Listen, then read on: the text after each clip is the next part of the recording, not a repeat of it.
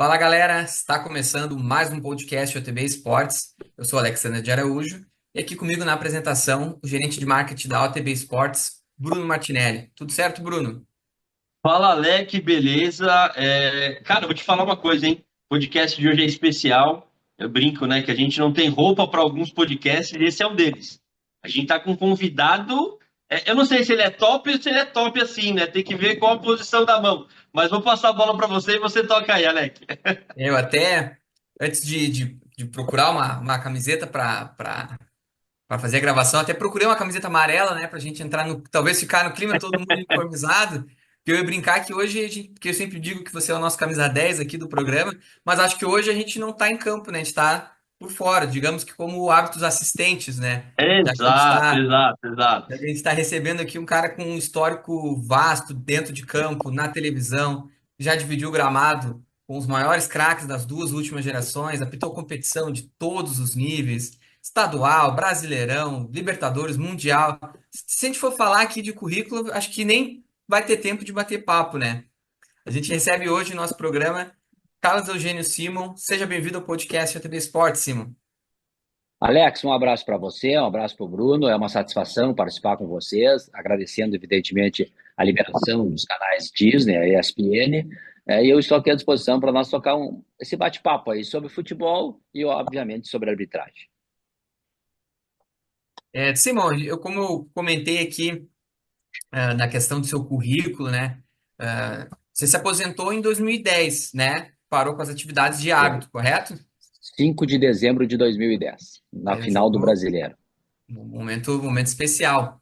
Mas É. eu, aqui na pesquisa e vendo também outras entrevistas suas em outros podcasts, eu vi que você começou cedo, né? A carreira como árbitro, após tentar ali também ser jogador, com 18 anos, é isso mesmo? É isso mesmo. Na verdade, eu nasci no interior do Rio Grande do Sul, né, numa cidade a 500 quilômetros da capital, Porto Alegre, na cidade de Braga, região noroeste. Meu falecido pai era professor, minha mãe dona de casa, uma família de 5 filhos. E evidentemente que qualquer guri que nasce aqui no interior, ou garoto nesse país todo, sonha em ser jogador de futebol. E aí eu sonhava também em jogar futebol. E o que me levou até, com 12 anos de idade, em 1978, a ganhar um campeonato patrocinado por um refrigerante, me levou a viajar pela primeira vez de avião, eu e meu falecido pai, até a cidade do Rio de Janeiro. Então, só esse preâmbulo aí para dizer, opa, não é nenhum perna de pau que dizia que jogava, né? Então, eu realmente eu gostava muito, joguei no interior, depois em Passo Fundo. Aí, quando eu vim para a capital, eu já tinha 17 anos, aí fiz a peneira no Grêmio, no Internacional, não passei. É muito difícil, né, você passar nesses peneirão aí e tal. Cheguei a Sim. passar num time aqui perto de São Leopoldo, no Aimoré. Mas eu já trabalhava no Unibanco, né? E aí não conseguia conciliar. E eu optei em ficar trabalhando, porque precisava, obviamente, me ajudava em casa, e fiz o curso de arbitragem de futebol, primeiro curso em 1984, tinha 18 anos de idade, e o segundo em 1986. O primeiro eu apitei amador na capital, e o outro me proporcionou apitar, viajar pelo interior do estado todo, apitando futebol e as competições da Federação Gaúcha. Então, assim começou a minha carreira como árbitro de futebol. Ô, Simon, e é engraçado, né? Porque a gente está falando com alguém que participou de 3 Copas do Mundo. Eu ia fazer uma pergunta, mas a pergunta, a resposta ela já é meio óbvia, digamos assim, mas se você fosse jogador de futebol, você acha que você teria jogado 3 Copas do Mundo? Levando em consideração o trabalho que você fez como árbitro?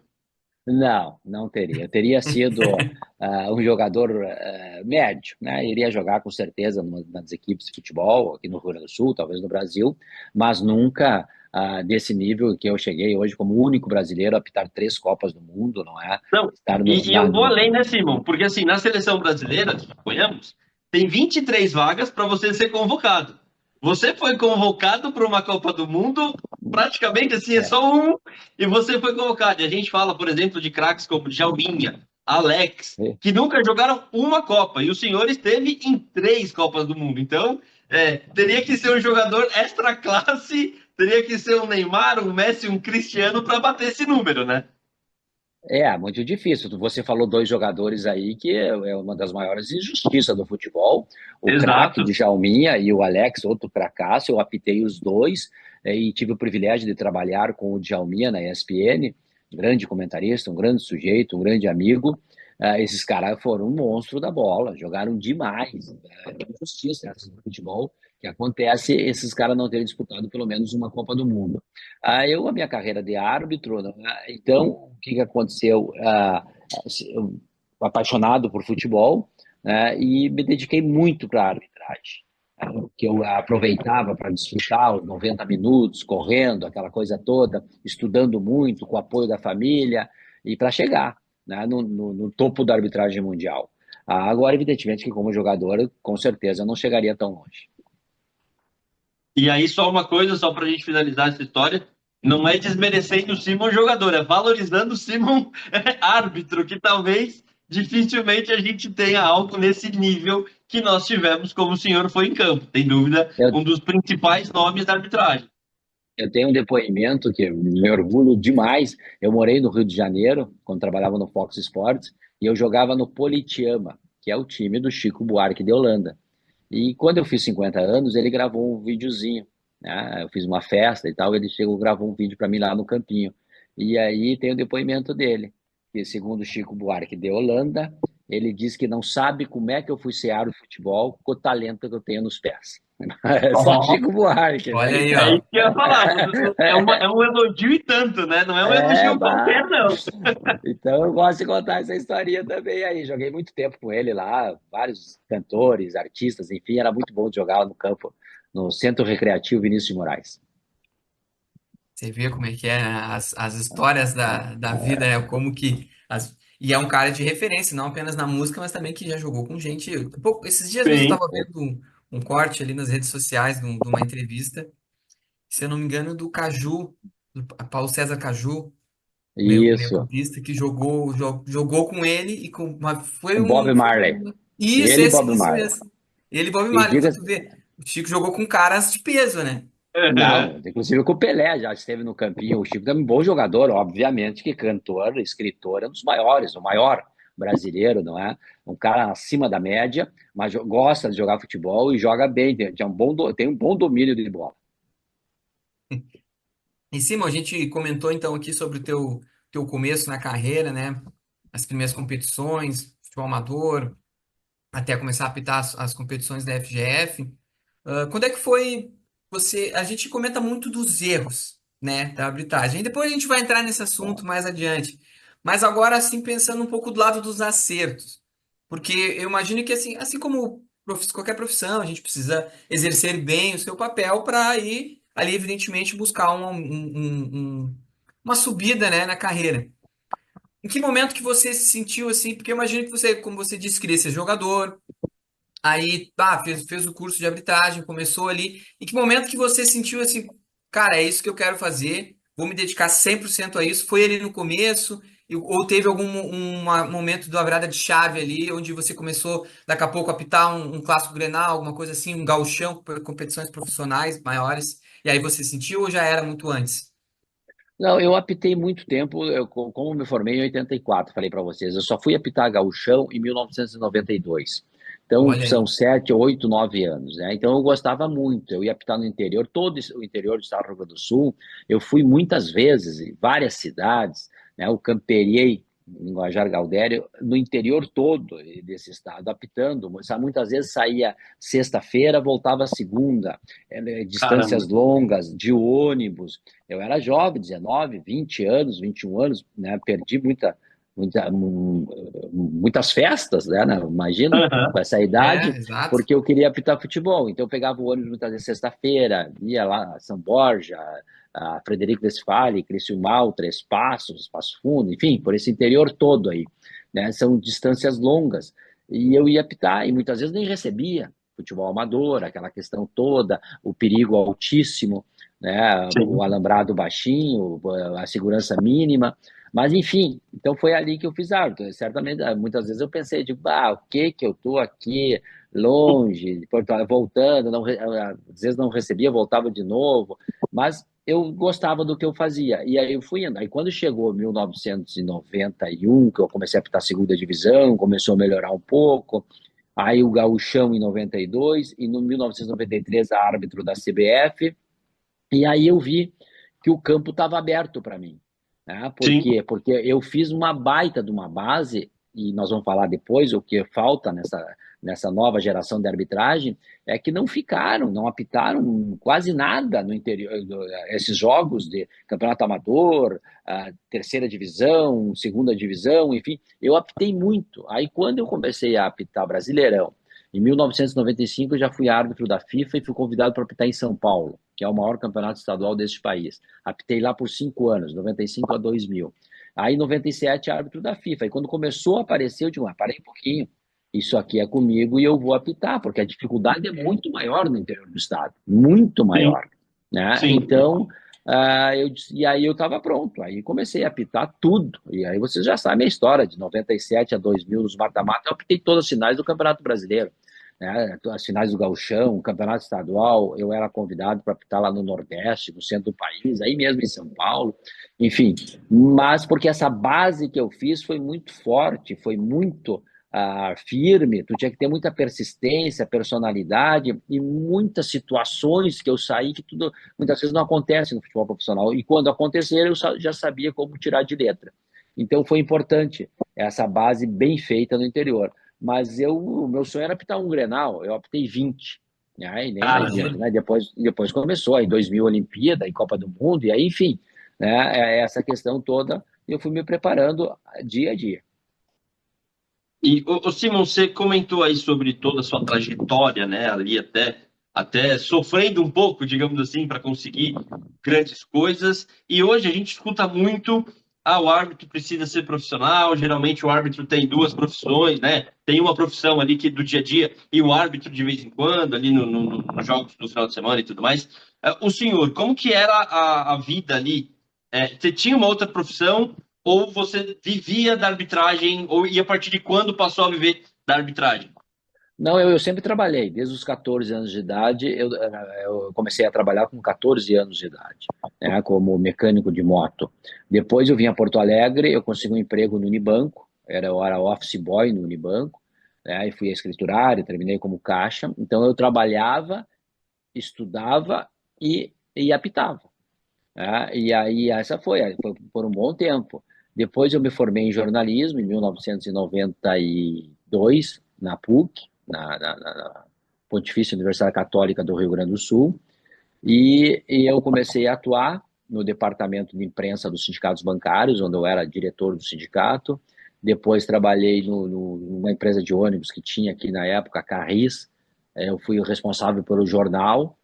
Até 2000 eu fiquei trabalhando. 2000, 97. Aí em 97 eu já diminuí, que eu comecei, aí eu fui árbitro da FIFA em 97, muitos jogos, muitos convites. Minha esposa sempre trabalhou, professora no município, e aí conseguimos criar nossos filhos, e eu, em 97, eu comecei a diminuir já o outro trabalho, ficar mais exclusivamente para a arbitragem, porque como árbitro da FIFA, né, eu recebia muitos convites. E aí eu fui para a Olimpíada de 2000, daí fiquei só na arbitragem. De 2000 a 2010, praticamente só na arbitragem. A minha fonte de renda era a arbitragem. E você vê, né? É um assunto, não posso deixar de pegar esse gancho, dessa tua jornada dupla e não trazer aqui, que era uma das pautas, obviamente, mas talvez antecipar para a nossa conversa, que é a questão da profissionalização da arbitragem, né? Que você já falou em outros momentos e Uhum. que volta e meia é um assunto que entra, né, nos nossos programas de debate. Então, eu, por exemplo, me pegou de surpresa ver que você até 97 você ainda tinha essa jornada dupla, digamos assim. Então, o que tu acredita, Simo, que falta para isso começar a acontecer? Precisa talvez das federações se unirem, precisa talvez de um órgão mais centralizado a favor da arbitragem e isso realmente talvez sair do papel, sair de projetos, sair de ideias. Porque a gente vive um momento, até como a gente comentou aqui anteriormente, da questão dos erros da arbitragem e tal, mas não se fala do que fazer para mudar isso, né? Não, tem uma lei, um projeto que tem que ter regulamentação de 2013 que está parado no Congresso Nacional. Isso Isso, é uma coisa. 2013, imagina. A outra falta vontade dos próprios dirigentes, porque é aquela velha frase do saudoso Armando Nogueira. Ele dizia que o dirigente só se preocupa com o árbitro quando o árbitro erra contra a sua equipe. Essa é a Sim. verdade. O cara errar contra a equipe, os caras não querem saber se o árbitro foi bem, não foi bem. Né? Ele só vai se lembrar e questionar e cobrar arbitragem quando esse cometer um equívoco contra a sua equipe. Então, é inadmissível, tá? Nós estamos em 2025, o futebol, que é um negócio de bilhões, o árbitro ser essa figura amadora, recebe por jogo. Hoje a estrutura continua como era no meu tempo. Então, Incrível isso, né? profissionalização não é Absurdo só isso. profissionalização não é só salário, profissionalização é você ter um aparato por trás da arbitragem, médico, fisioterapeutas, Sim. psicólogos, massagista, preparador físico, toda essa estrutura, tá? E aí pegar o número X de árbitro, reunir, chamar para reuniões, convocar para cursos técnicos de atualização, enfim, tudo isso. Então, eu acho que falta essa vontade política de querer realmente profissionalizar a arbitragem brasileira. Que dinheiro tem, né? Então, eu acho que para tanta coisa, para arbitragem, porque a arbitragem é o calcanhar de Aquiles de qualquer federação, da CBF, da Comebol, da FIFA.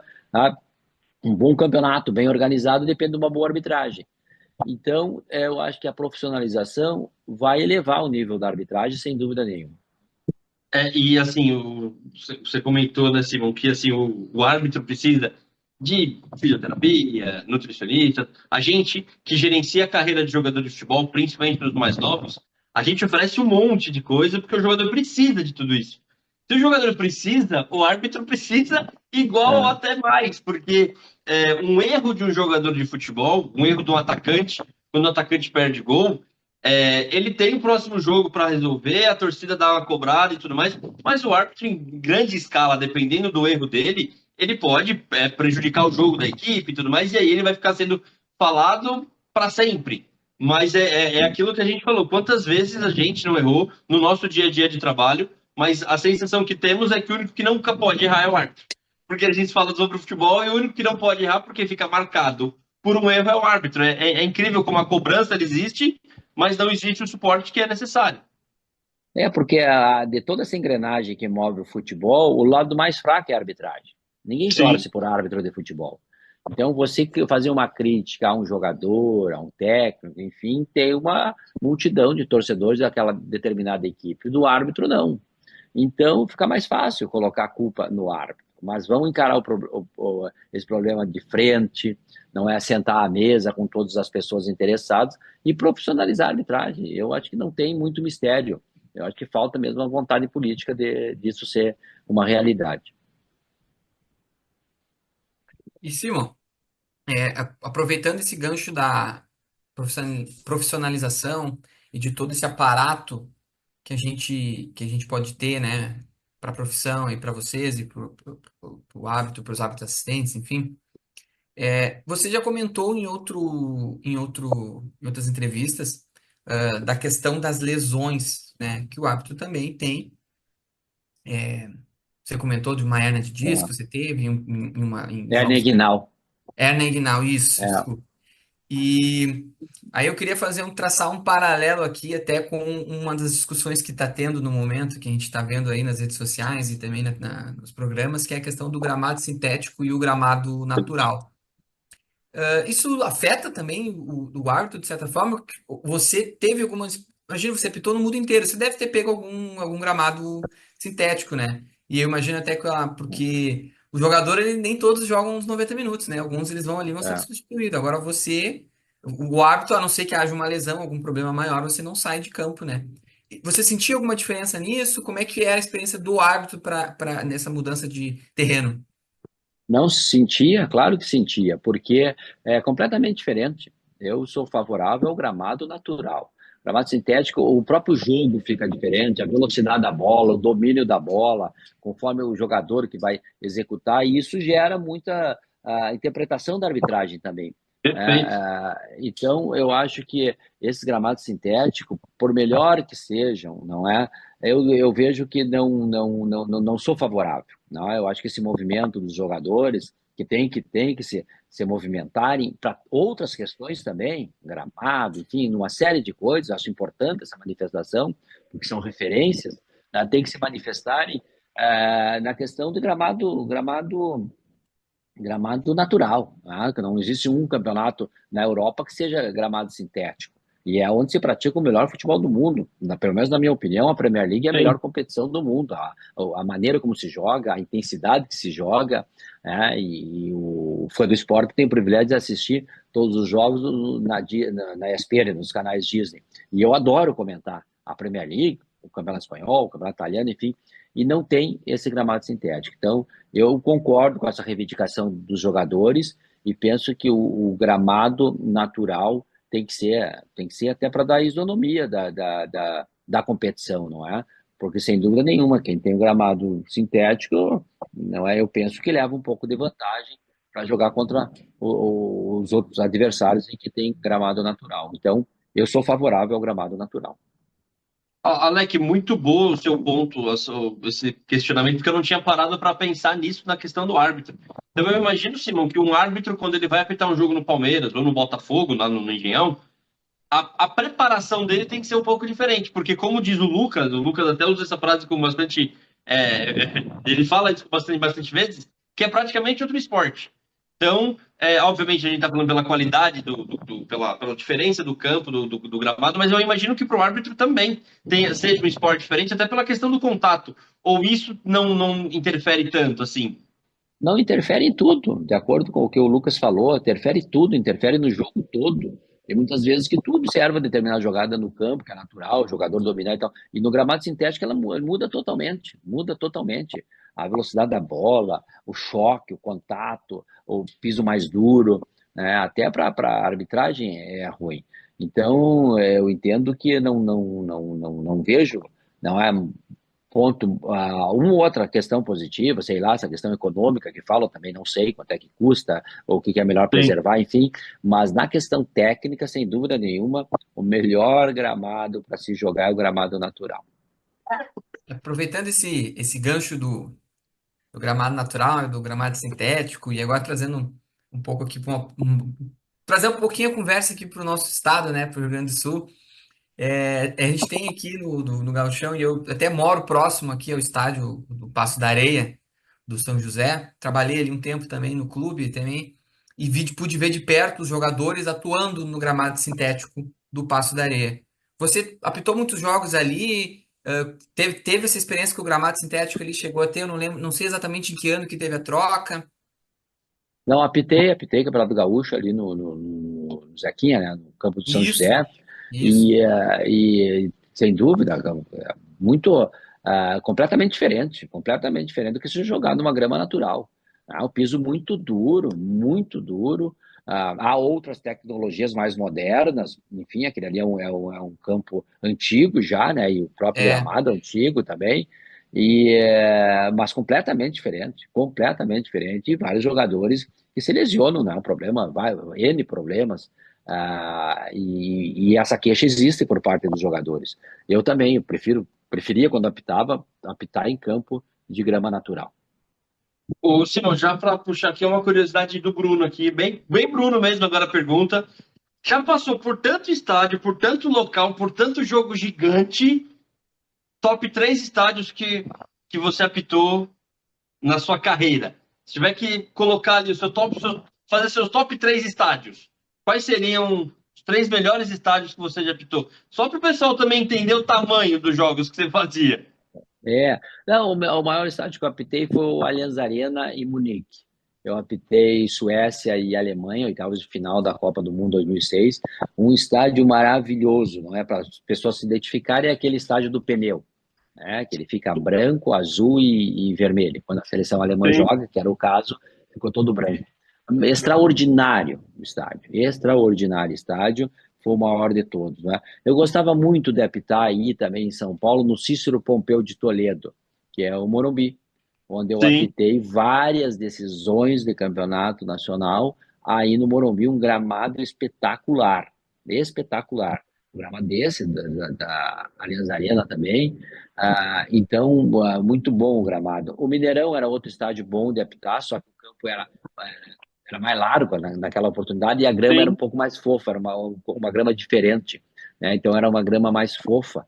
Eu sempre tive um extraordinário condição física, então estava sempre em cima da jogada. O campo ele tinha uma dimensão maior do que essa dimensão atual dos estádios de hoje, do campo de futebol de hoje. Mas eu gostava muito de apitar. Depois, a nível internacional, apitei muito na Bombonera também, o Monumental de Núñez, aqui no Centenário, no Uruguai, próximo aqui de Porto Alegre. Gostava muito de trabalhar nesses estádios. O El Campín, lá em Bogotá. Tem o Estádio Nacional de Medellín também, que é muito bom. Atanásio Girardot, né, tem Copa América. Em Maracaibo, que foi na Copa América da Venezuela também, um estádio muito legal de trabalhar, gramado muito bom. Então, esses foram, não é, os principais estádios que eu trabalhei, obviamente, no Maracanã também, apitei lá. Sim. E, enfim, né? Então são estádios que te dão toda a segurança para te trabalhar. Na Bomboneira, aquela pressão de sempre, a torcida não para, mas é um espetáculo à parte, né? Aquela torcida, tu vê aquela bancada se mexer, mas muito próximo e tal. Mas sempre, nunca tive problemas nesses estádios em que eu frequentei, esses que eu citei aí, nunca tive nenhum problema. E eu acho que é fundamental um estádio e o gramado em perfeitas condições. Aqui eu optei muito no Beira-Rio e no antigo Estádio Olímpico. A Arena eu não peguei. O Estádio Olímpico Sim. também tinha um gramado muito bom, tanto o Olímpico como o Beira-Rio, né? Dois grandes estádios e com gramados perfeitos. Então, mais ou menos esses aí, né? Evidente, a Copa do Mundo no Japão também, tem no estádio Big Eye, que é o Grande Olho, Itália e México, na Copa do Mundo 2002. E no de 2010 eu optei no Soccer City, Alemanha e Gana. Também um estádio fabuloso. E os Tá sem história, piores? Alex? Sim. Tá sem Pô, história? pois é. Sobra, né? Sobra. Você Olha, pediu eu vou te três, falar que assim, imagina. Paulista, quando o Simon fala em Morumbi, cara, a nostalgia aqui bateu grande. Eu Porque aí eu imagino. lembro. Eu lembro dele e muito assim, eu acho que foi a última final de Campeonato Brasileiro, né? Esse último jogo do final de Brasileiro 2002, foi no Santos Morumbi. 13 e Corinthians 2. Exato, exato. E esse jogo, assim, ele marcou muito por conta das pedaladas do Robinho. Ah, E foi da pedalada, foi esse da se você pedalada. pegar E o eu frame tava das longe da pedaladas do jogada, Robinho, né? o Simon ele tava mais perto do Robinho do que o Rogério ali. Ele estava mais em cima do lance do que foi o frame, exatamente. A pedalada e o Simon já É, pitando ali para a marca de carro. Então, a foi, nostalgia vai longe nesses momentos. foi um jogaço, foi uma grande final do campeonato. E aquela foi extraordinária, aquele jogo 3-2, emocionante. Foi uma das melhores finais que eu optei. Simon, deixa eu já aproveitar um pouquinho, Alec, até para fugir um pouco do nosso roteiro, porque eu falei agora do frame do Simon, em cima do lance ali. Eu acho que essa sempre foi uma das principais características suas, né, Simon? Foi. Dificilmente, claro que a gente estava falando de uma era que não existia VAR. O VAR ele acaba encurtando distâncias hoje, mas naquela época, se a gente puxar lances importantes do jogo, você está sempre aparecendo na tela, né? Eu acho que era essa das suas principais qualidades. Não sei se pode ser assim, mas estava sempre próximo ali do lance, né? Sem dúvida. O condicionamento físico meu, eu sempre dizia, eu estou na ponta dos cascos, não é? Que é um ditado gaúcho. Estava sempre preparado, mas treinava muito. Muito, muito, muito, muito. Treinava 2 turnos por dia. Muitas pessoas me ajudaram nesses treinamentos. Então, mas eu treinava. Eu sabia porque não tem condicionamento físico. Você tem que treinar. Se você não treinar, não vai conseguir. Então, eu passei por todos esses processos, depois mudou o teste físico, a prova física, enfim, mas eu sempre ponteava, estava sempre bem preparado fisicamente, tive algumas lesões, não é que tratei, mas o condicionamento físico eu tinha porque era fruto de muito trabalho. Não tem outra receita, tu tem que treinar para adquirir condicionamento físico. E, obviamente, conhecendo muito a regra do jogo, Sim. estudando, vendo. A minha esposa gravava os jogos em que eu optava, aquelas fitas VHS, E eu chegava em casa, eu botava a fita no gravador, ia no meu escritório, fazia meu chimarrão, e eu ficava observando onde é que eu errei, onde é que eu acertei, estudava. Eu me via ali, pô, como é que eu errei esse lance? Entendia o porquê que eu errei. Isso é importante. Então eu me dediquei Essa muito, sabe? autocrítica, né, é importante, né? É importante. A carreira foi vitoriosa, mas teve muito empenho, muito apoio, principalmente da família, né, e de companheiros, enfim. E aí, para atingir o nível de arbitragem que eu atingi. Isso aí é muito trabalho, não é fácil não, mas eu não me arrependo de nada, não é? Eu faria tudo de novo. Hoje com o VAR um pouco mais fácil, talvez essa meia dúzia de erros que eu tive aí não teria. Eu ia já abrir essa polêmica já que ia aproveitar que você deu essa assistência. Hoje está mais fácil apitar, Simon? Tá, tá. Tu imagina tu entrar em campo, tu saber que tá, eu entro no campo, o Bruno, o Alex estão lá em cima olhando na TV. Deu um lance lá que o Silvio não viu, chama, o VAR vai lá e corrige. É simples assim, então não tem muito, sabe? Não tem aquela pressão que tu é, porque no campo de futebol a decisão ela é em segundos. Você olhou, você Sim, fotografou o lance e você apitou, tomou a decisão, tá? E não tem mais volta. Não tem mais volta. Então, assim, com o VAR te dá uma tranquilidade maior. Só que é uma ferramenta que está sendo muito mal utilizada, principalmente aqui no Brasil, mas é uma ferramenta que dá uma tranquilidade para o árbitro. Tá? Então, você saber que entrou lá e alguma coisa que acontecer grave, o VAR está ali para te ajudar. hoje, ainda sobre essa questão do VAR, às vezes a gente está assistindo um jogo e a gente percebe que o auxiliar, o bandeirinha, como ele é conhecido, ele às vezes está quase de enfeite, porque todos os lances vão para o VAR de impedimento. Todo gol, todo. Então acaba que assim, a função do impedimento para ele faz o que ele quiser, porque hoje o VAR vai sempre corrigir ou não corrigir o que ele falou. Então, você acha que um dia pode acabar essa função do assistente, ô, Simon? Nunca, nunca, nunca. A arbitragem é Nunca. um time, nunca. A função do assistente não é só essa, do impedimento. É Sim, muito. É um time. Eu acho que tem que ter o árbitro, os dois assistentes e o quarto árbitro. E essa é a equipe de arbitragem. É hoje mais o time do VAR. Mas a função dele é muito. A FIFA usa o termo teamwork, é trabalhar em equipe. Tá? Com assistente, ajudando, marcando infrações ali na sua frente, lance de impedimento, quando for muito ajustado, né? Deixa jogada e tal. Mas quando é muito claro, marca o impedimento, eu acho que tem que tomar a decisão no campo de jogo. O árbitro também tem que tomar. Eu vejo hoje o VAR como uma bengala. Os caras não decidem no campo e deixa para o VAR decidir. E não é quando sim. a arbitragem de campo tem que ser soberana. O dono do jogo ali, do ponto de vista da arbitragem, é o árbitro central, o que está correndo no campo. Né? E a decisão final sempre tem que ser dele. Deu algum problema, ele sugere a revisão, eu vou lá na beira do campo e eu que decido. Então tem que ser assim, mas a função do assistente continua sendo muito importante. Perfeito. E outra curiosidade aí, não sei se você chegou a pegar isso, Simão, porque a minha memória às vezes pode me trair. Mas já tivemos alguns testes do futebol brasileiro de árbitro atrás do gol. Eu não sei se eu estou ficando muito doido, mas teve uma época que tinham dois árbitros dentro de campo. Acho que foi no Campeonato Paulista que teve isso. Paulista, Um ficava numa metade, outro ficava na outra. é, Você chegou a pegar tudo isso ou não? Era peguei. mais o normal ali?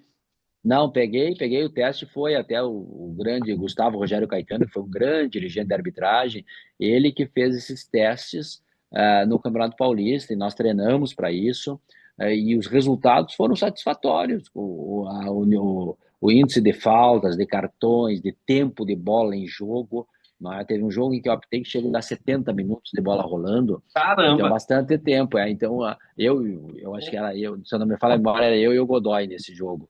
Então tinha muito, né? Essa questão foi. Mas, enfim, depois vieram os árbitros assistentes adicionais, que eram aqueles que ficavam do lado do gol. E aí, a partir de 2010, quando deu aquele lance do Lampard na Copa do Mundo da África do Sul, Inglaterra e Alemanha, que a bola entrou 2 metros, sei lá, entrou bastante, e o árbitro, que era o uruguaio na época, né, acabou não marcando o gol, o Sim. Jorge Larion, né? E aí dali em diante, na época o presidente da FIFA, o Blatter, disse: olha, agora vamos optar pela tecnologia. E a partir de 2012 começou o estudo da tecnologia, com a tecnologia online, que era a tecnologia voltada só para o gol, e depois com o VAR tal qual é hoje. E eu acho que é aqui porque não tem mais volta, não tem mais. Eu acho que o VAR veio para ficar. Só que tem que saber a linha de intervenção do VAR, né? Eu acho que isso é fundamental. Você acha, Simon, que aproveitando esse assunto do VAR, e eu particularmente também sou totalmente a favor, cara, quem acompanha, eu acho que, pô, acho que para quem é contra, assim, acho que o pessoal não tá entendendo muito bem como que o futebol, a evolução que tá tendo. Mas a minha pergunta aqui nesse caso, ela é muito mais numa questão de futuro, de evolução. Porque como você mesmo disse, até brincou, eu com o VAR, talvez aquela meia dúzia de erros que eu tive não existiria. Então, daí você teve X erros no passado, que eram erros talvez por alguma coisa de decisão de segundos, como você comentou, e hoje a gente ainda, mesmo com o VAR, a gente vê algumas tomadas de decisões dos árbitros assim um pouco minimamente questionáveis, né? O que aponta que a gente deve ainda aguardar uma evolução. Aí o que que eu quero te perguntar? Você acredita que a evolução da arbitragem aqui no Brasil ela passa talvez por mais tecnologia dentro do nosso futebol ou por um melhor aproveitamento dessa tecnologia que a gente já tem hoje. E eu particularmente, eu vejo assim, cara, o VAR, ele é quase um Big Brother, né? Aproveitando, né? Que tu tem câmera em tudo, né? E mesmo assim ainda há erros. Então você acredita que a gente precisa ter um melhor aproveitamento dessa tecnologia que a gente já tem ou que precisa, cara, que inventem ainda assim um novo dispositivo tecnológico que vai salvar a arbitragem? Não, essa tecnologia, o problema é que ela tem que ser bem utilizada. Mas claro que tem essa ferramenta na Premier League, o impedimento semiautomático, né, que é um avanço tremendo, mas ela tem que ser bem utilizada. O VAR não pode ser intervencionista. O VAR não pode Sim. querer apitar o jogo. O VAR não pode, no lance interpretativo, onde eu estou a 3 metros da jogada, você lá de cima me chamar, né? Eu estou vendo a jogada. Então, eu acho que tem que ser muito claro, por isso que essa pergunta que eu coloquei, essa pergunta eu fiz em 2018, na Copa do Mundo da Rússia, eu estava fazendo a cobertura pelos canais Fox Sports, e até estava eu e o Arnaldo César Coelho nessa coletiva em que o Colina, que é o presidente da comissão de arbitragem, juntamente com o Márcio Bussaca, enfim, a turma toda da arbitragem da FIFA, eu fiz essa pergunta, né? Colina, qual é a linha de intervenção do VAR? Eu acho que essa pergunta tem que ser respondida, porque o VAR não pode entrar a todo momento. O VAR veio Sim. para aqueles grandes equívocos. É um pênalti claríssimo que não foi marcado, um gol em que a bola não entrou, o que entrou tem que ser marcado o gol, uma bofetada que um dá no outro, uma conduta violenta e o árbitro não viu. Então são lances claros e decisivos. Aí o VAR tem que interferir, porque senão, encontrou, olha só a teve força, não teve suficiente, não teve não sei o quê. Cara, não dá para entrar nessa seara aí, porque uma coisa é o jogo do campo, outra coisa é o jogo da televisão. Eu sempre digo nas transmissões da ESPN, em câmera lenta, até beijo de vó é agressão. Então você fica olhando, não tem como, cara. O jogo tem que ser soberano, a arbitragem do campo soberano. E quando der na minha opinião, né? E quando der passar um negócio, você, opa, como é que o cara não viu? Porque às vezes lá dentro do campo são 22 jogadores que estão ali, tu tá correndo, enfim, mas às vezes tu perdeu um pouquinho a concentração e escapou um lance. E aí o VAR vem e te dá esse suporte.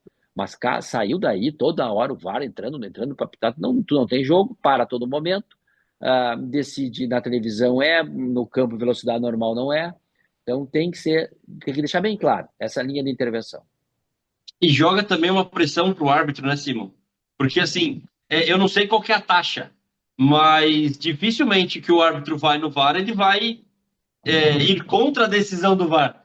Mesmo que ele concorde com a decisão dele, ele vai sempre concordar com o VAR. Porque é aquilo que eu sempre ouvi a minha vida inteira. A arbitragem ela é muito interpretativa.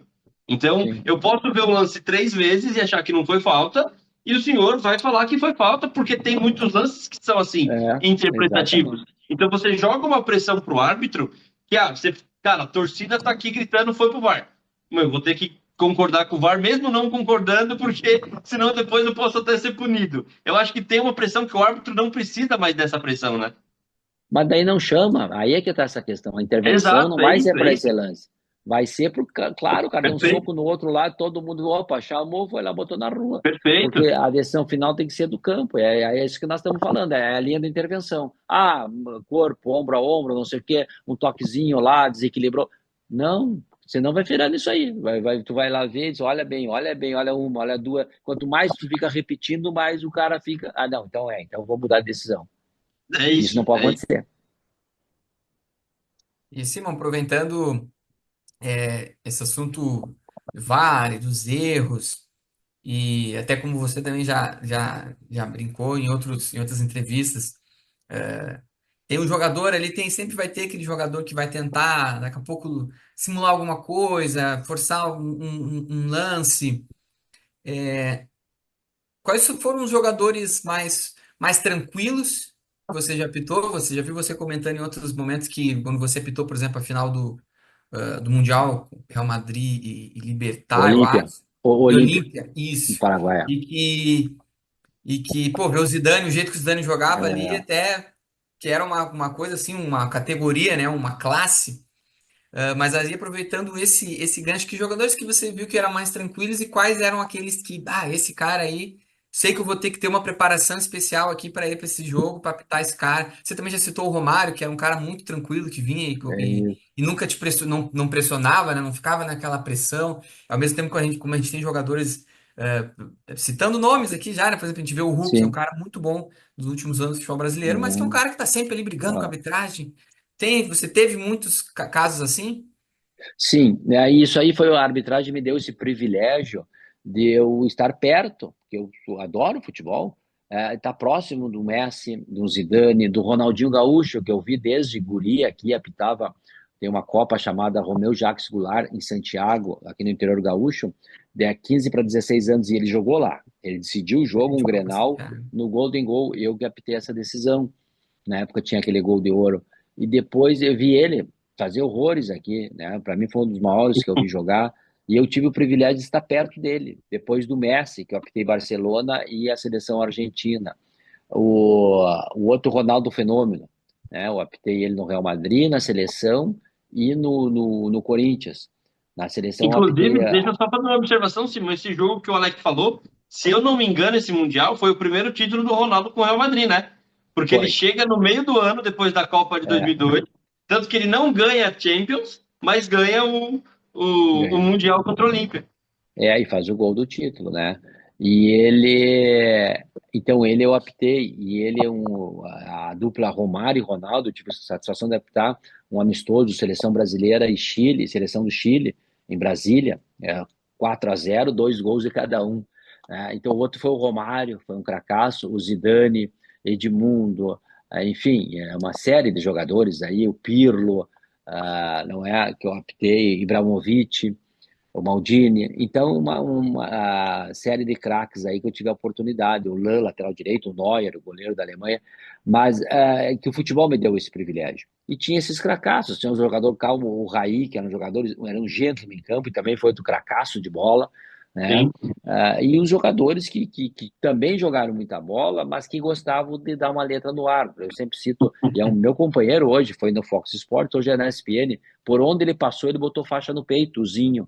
Mas o Zinho, um cara educado, um cara fino, mas toda hora ele estava, sabe, do lado. Agora dá uma para nós, agora não, mas essa aqui, aquela lá tu marcou, lá tem que marcar aqui. Ele gostava muito. A nível internacional, o Riquelme era assim também, similar ao Zinho, que também jogou muita bola.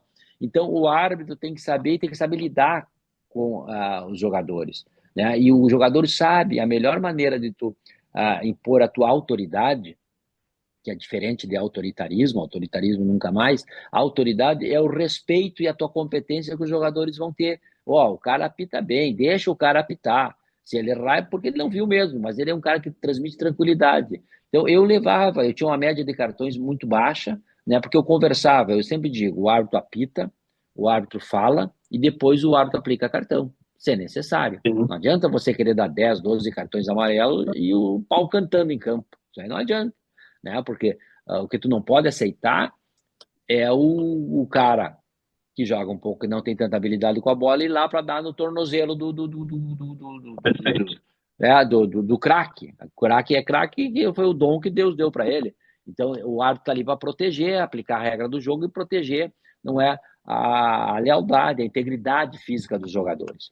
Então eu tinha muito esse entendimento, tinha muita leitura de jogo, né, e que eu conversava com os jogadores e tal, porque é importante isso. Não pode, o árbitro está no meio do futebol, ele não é inimigo dos jogadores. Nós estamos no meio. Você me diz para o jogador, nós estamos no mesmo barco, velho. Quanto melhor for o futebol, melhor é para todo mundo. Ah, Claro. então, nós temos que ter essa via de conversa. Não tem essa, o árbitro não conversa, o jogador não olha para o jogador. Isso não existe, cara. Não pode existir isso. Tem que conversar e tal, mas nem por isso tu vai levar o jogador livre. Tu vai, né, administrar aquele jogo de futebol da melhor maneira possível. E aproveitando você basicamente, praticamente resumiu o seu estilo de arbitragem aqui durante sua carreira, né, nessa fala. E a gente sempre, e também nos programas de debate, a gente sempre vê muita discussão sobre como o estilo de um técnico X, o estilo do técnico Y, o jeito que o campeonato em tal país é, o jeito que o campeonato é aqui no Rio Grande do Sul, o jeito que o campeonato é, em, sei lá, em outro país, como muda muito, né? E a gente também tem, é, é, pelo menos eu sempre enxerguei muito isso, de ver também o estilo de arbitragem, né? A gente tem ali um cara como o Daronco hoje em dia, que é um cara muito mais durão, assim, né? Ele tem até, ele mesmo fala e bate no peito sobre que ele gosta dessa coisa, desse confronto. A gente tinha, algum pouco tempo atrás, o Voaden, que por muitos teve um momento de crítica, onde ele era, ele deixa o jogo muito solto, ele apita muito pouca coisa. Ah, com ele não vai ser assim tão simples para marcar falta. Você que apitou durante ali, né, final dos anos 80 até a primeira década, né, aqui dos anos 2000 até 2010. Você sempre teve esse estilo ou foi a experiência que foi te dando talvez essa classe, essa calma de ter essa malandragem de falar com os jogadores, ou você desenvolveu isso depois de começar talvez a apitar fora, porque cada campeonato que tu vai apitar, os próprios jogadores, o futebol é jogado de uma maneira. Como é que foi isso para ti, você chegar nesse estilo de arbitragem que você teve e que eu, por exemplo, consegui acompanhar nos últimos anos ali, né? Eu fui aprimorando, né, Alex? Por eu gostar muito de futebol, então eu ficava curtindo aqueles 90 minutos que eu estava apitando. Eu adorava ver uma jogada bonita perto da jogada, adorava dar uma lei da vantagem, né? Quando dava o bom árbitro na TV, dar uma lei da vantagem é a coisa mais linda que tem. Naquele tempo, tu dava a lei da vantagem, tinha que ser muito clara, porque senão tinha que apitar dava a lei da vantagem, o cara perdeu a bola em seguida, segue. Hoje não, hoje você dá a lei da vantagem, a regra te permite, não foi efetiva, vai lá e apita a falta. Voltar, né? Então, eu na minha época dava muito isso. Né? Então, a lei da vantagem, e eu fui aprimorando com o passar do tempo. Essa base que eu fiz no Amador me deu essa sustentação, né? Que até no Amador eram ex-jogadores, muitos jogos em que eu apitava e que eram ex-jogadores, foram craques da dupla Grenal, e já estavam jogando no interior, tinham parado, e às vezes jogavam no interior e tal, até para ganhar uma grana, e enfim, e aí tinha que Varziano, apitar os né? Como a caras. gente chama também. Daí o cara já não tem mais aquela bola, não tem o mesmo condicionamento, então ele fica mais na conversa, e ali tu fica aprendendo com os caras, levar eles na conversa também. Então é isso, o árbitro ele tem que esse negócio também, a conversa fiada, o árbitro que passa despercebido, não tem como tu passar despercebido no estádio de futebol quando tu entra com a bola embaixo do braço. A torcida Sim. como é que é? Aí os caras, passou. Não, tu tem que aplicar regra com inteligência, com sabedoria, coibir a violência e deixar o jogo fluir. Porque o jogo só dá problema quando a bola tá parada. Então, quando a bola estiver em movimento, vai andando, deixa jogar. Né? E coíbe a violência, evidentemente.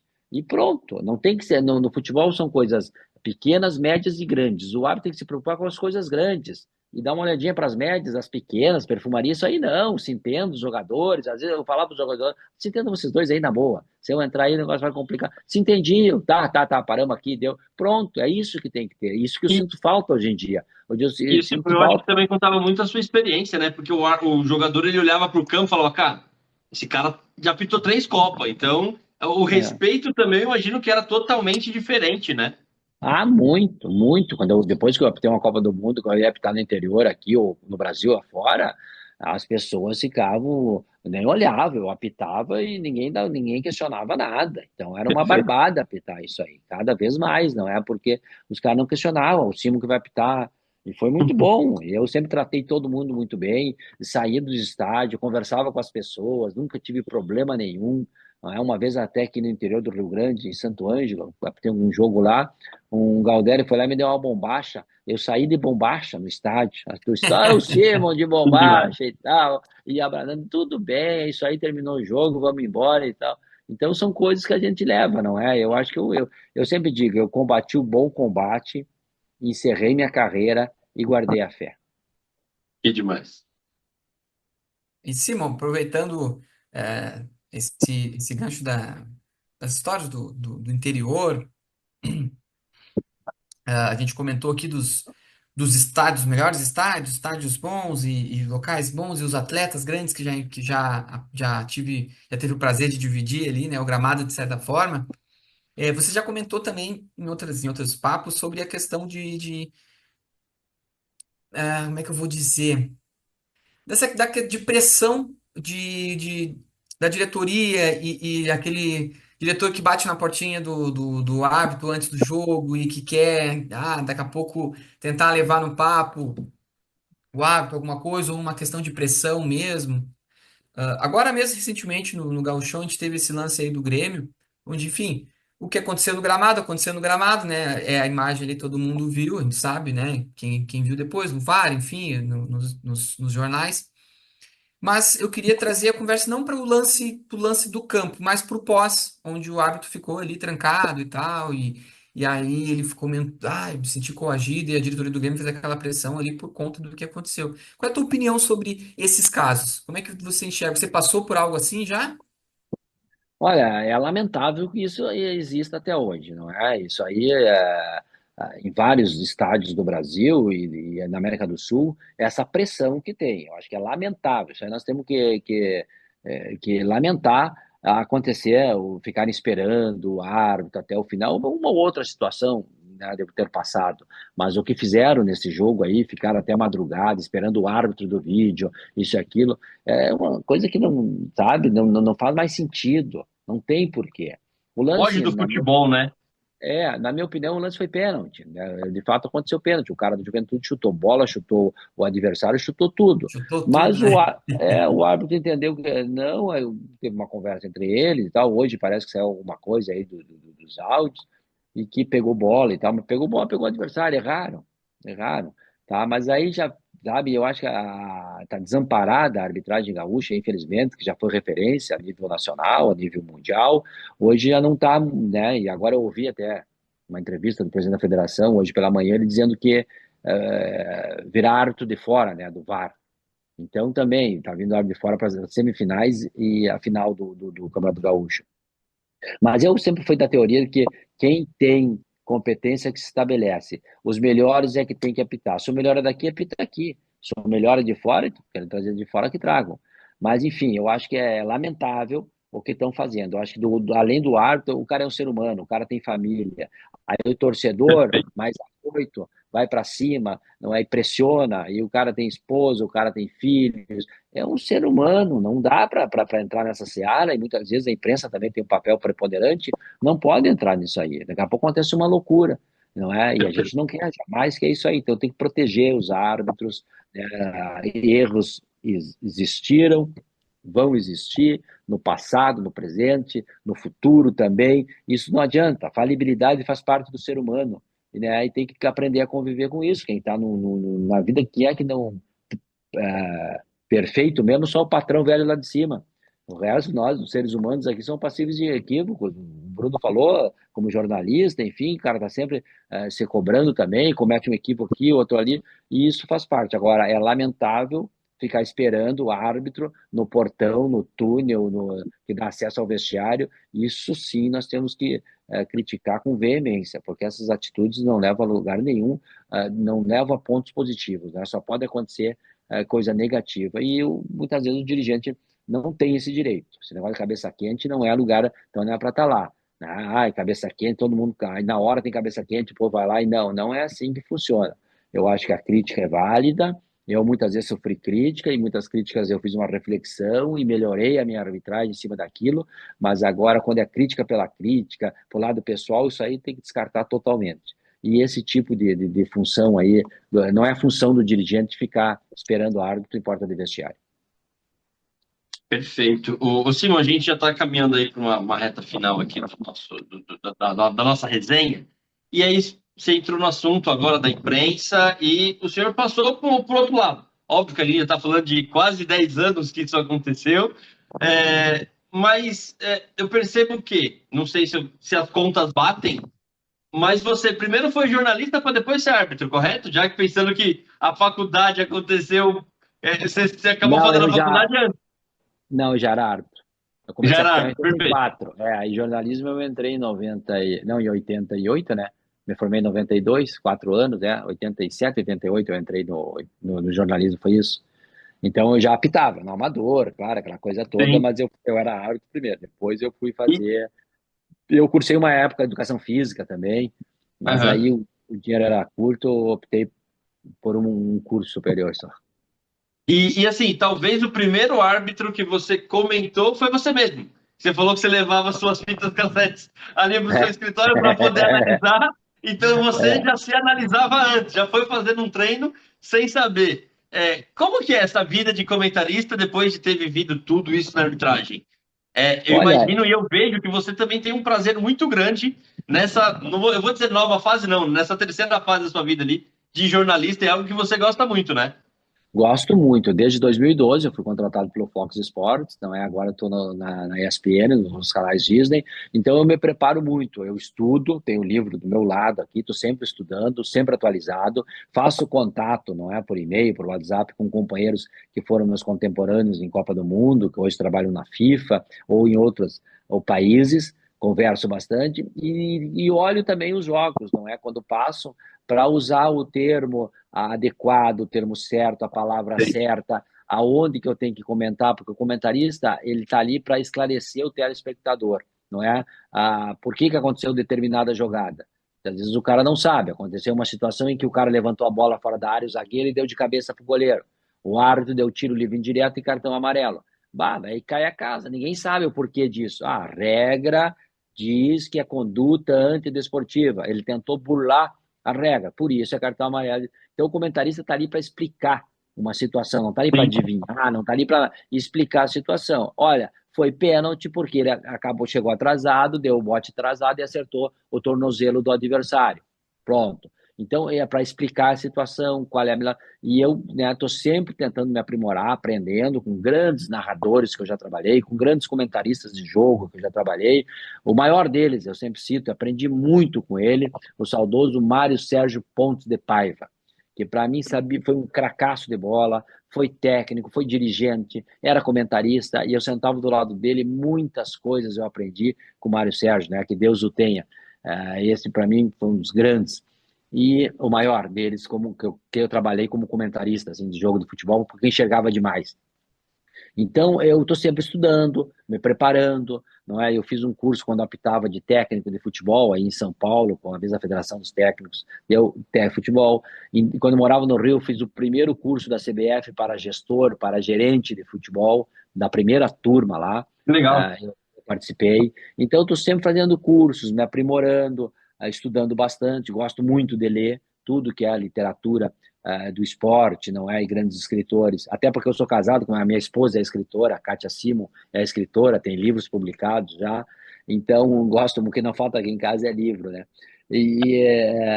Enfim, então eu estou sempre me preparando, gosto muito do que eu faço. Cada jogo que eu vou fazer, amanhã eu vou comentar o Corinthians, não é? A universidade já estou preparando, tá vendo a ficha do velho, conhecido de todos nós, Vilmar Roldan, que vai apitar, né? Sim. Aí, quinta-feira, Botafogo e Racing, Jesus Valenzuela, já tem a ficha deles, já começa a estudar, preparar a média de faltas, média de cartões, enfim, para levar o melhor produto ao fã do esporte, né? Esse é o meu compromisso, e graças a Deus, na vida é assim, tu fazer o que tu gosta. Então, eu fui árbitro de futebol, hoje sou jornalista, sou comentarista de arbitragem, eu gosto, me preparo, e quero estar aprendendo cada vez mais.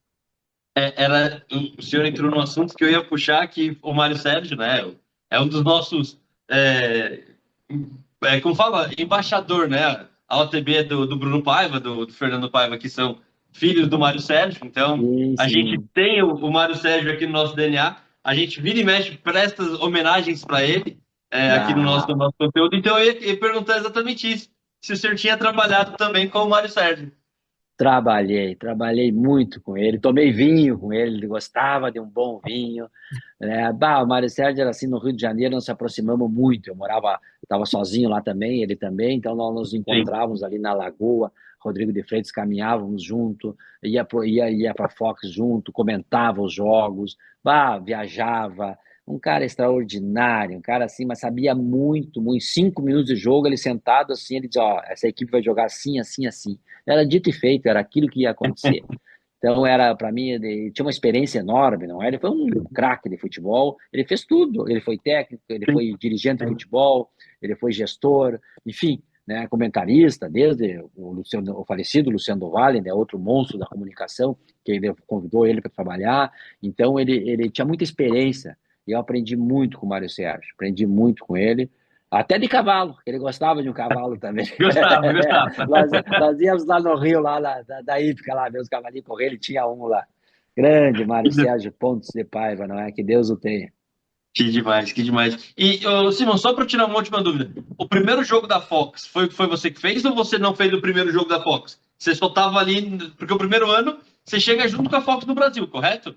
Sim, eu fui dos primeiros contratados. Eu comecei na Fox 5 de janeiro de 2012, quando a Fox entrou no ar. Eu fiz sim, fiz todos. Que Eu legal. fui, Olha a eu fui do história primeiro sendo time da feita, né? O Fox. primeiro jogo da Fox, É. o Simão estava lá E comentando a Libertadores, vitória. outro dia eu estava vendo as minhas anotações aqui, desde 2012 eu faço a final da Libertadores, que era exclusivo da Fox, né? E Caramba. depois canal fechado, e agora a ESPN ficou com os direitos. Então já são 12 para agora, 14 anos já, né? 13 anos de finais de Pois é. Libertadores. Não, Então é se tem alguém que é um especialista currículo em bom. final, é você, né, Simão? É o currículo. Apitar, eu apitei 21. 21 não, 51 Caramba. finais. Nossa! Ô, louco.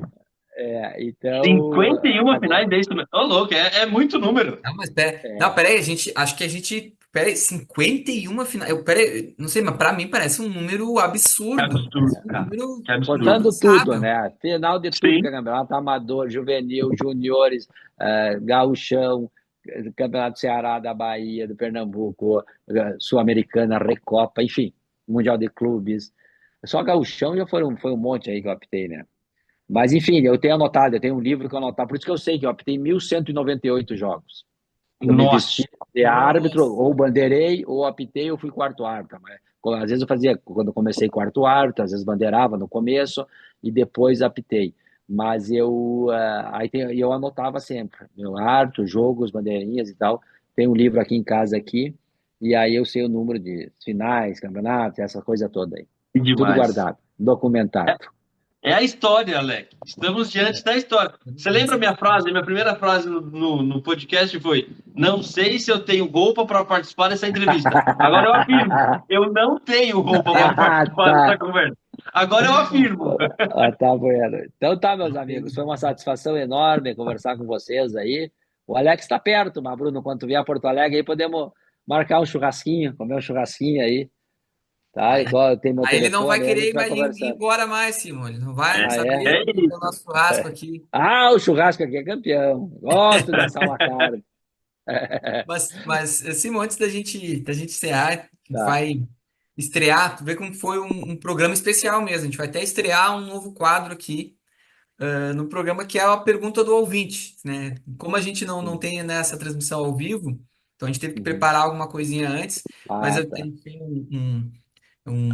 um amigo, um cara que jogou futebol comigo, que é o Paulo Gomes Medeiros, e ele tá começando a carreira como árbitro auxiliar, árbitro assistente. Opa.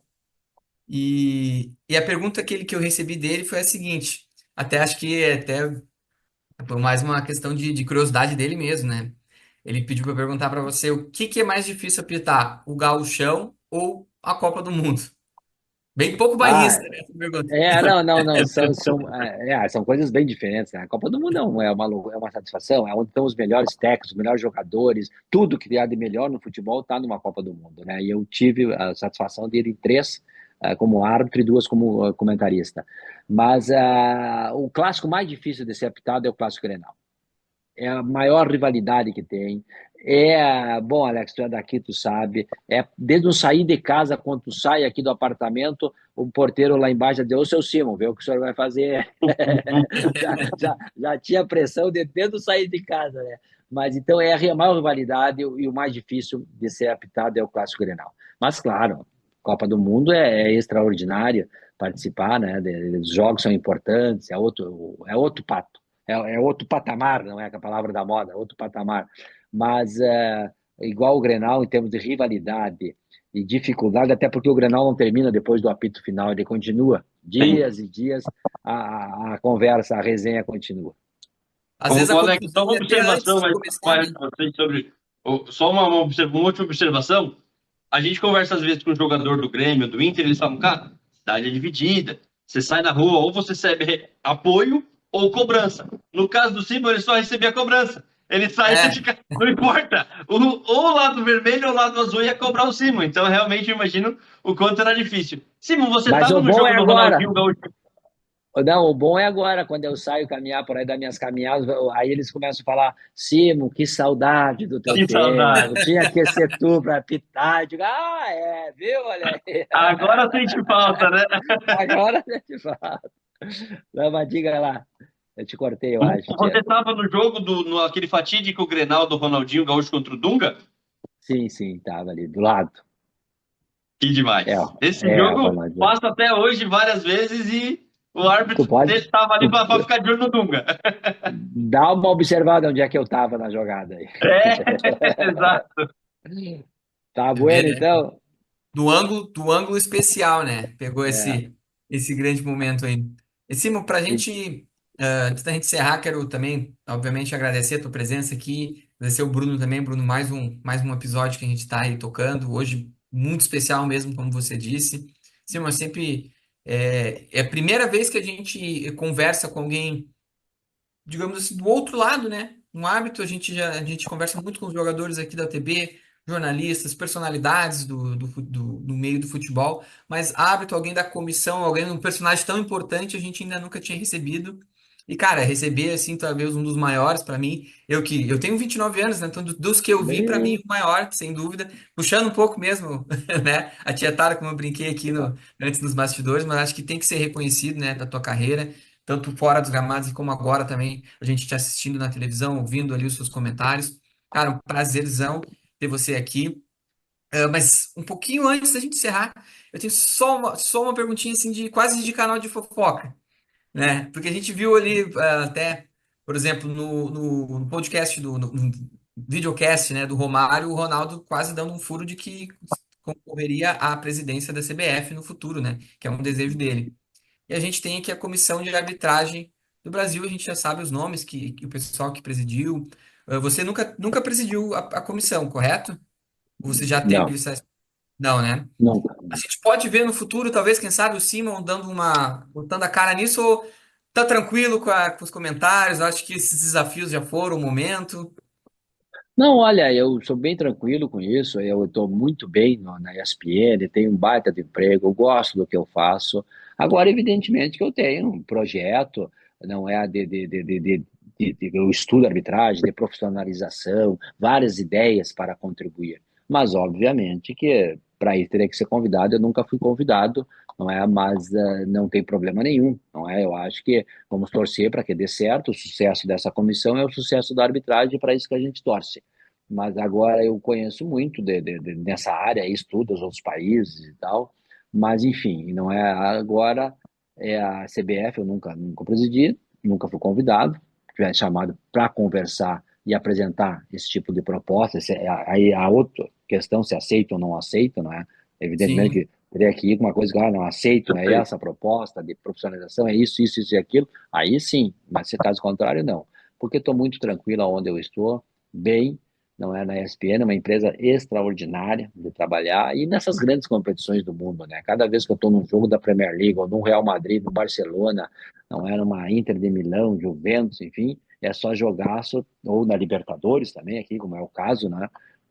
Tô sempre, em qualquer jogo, motivado, bem preparado, e fazer o que eu gosto. Estudei, me preparei, né? Sou jornalista formado e exerço com a maior alegria a função de comentarista dos canais Disney.